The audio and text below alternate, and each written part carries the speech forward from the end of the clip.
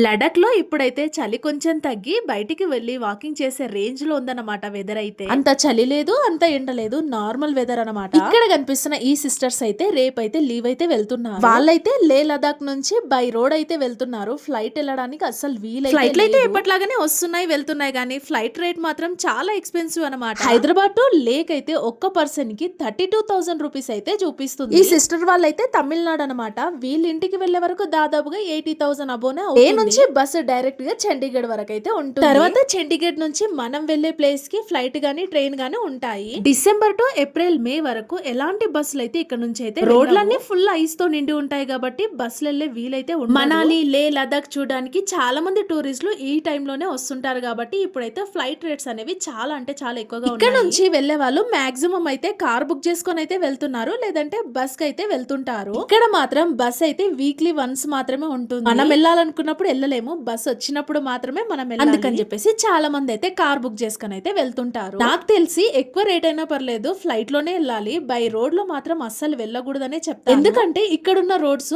అంత dangerous roads అన్నమాట. ఇక్కడైతే మేము చొప్సాక్ అయితే వచ్చాము. ఈ దీది వాళ్ళైతే బస్ లో వెళ్తారు కాబట్టి వీళ్ళకైతే కొన్ని స్నాక్స్ తీసుకోవడానికి అయితే వచ్చారు. నేనైతే జస్ట్ వాకింగ్ కోసం వచ్చాను కానీ ఇంకా 250 రూపీస్ బిల్ అయితే చేసి అక్కడ నుంచి కొంచెం ముందుకు వస్తే ఇక్కడ ఒక బట్టల షాప్ అయితే కనిపించింది. ఇంకా సాఫ్రన్ డబ్బులు అయితే కనిపించాయి నాకు. ఈ సాఫ్రన్ బాక్స్ చాలా చిన్నగా ఉన్నాయి కానీ ఒక్క బాక్స్ వచ్చేసి 500. ఇక్కడ దొరికితే ప్యూర్ సాఫ్రాన్. ఇంకొక బాక్స్ అయితే తీసుకుని ఇంటికైతే రిటర్న్ వచ్చేసాము.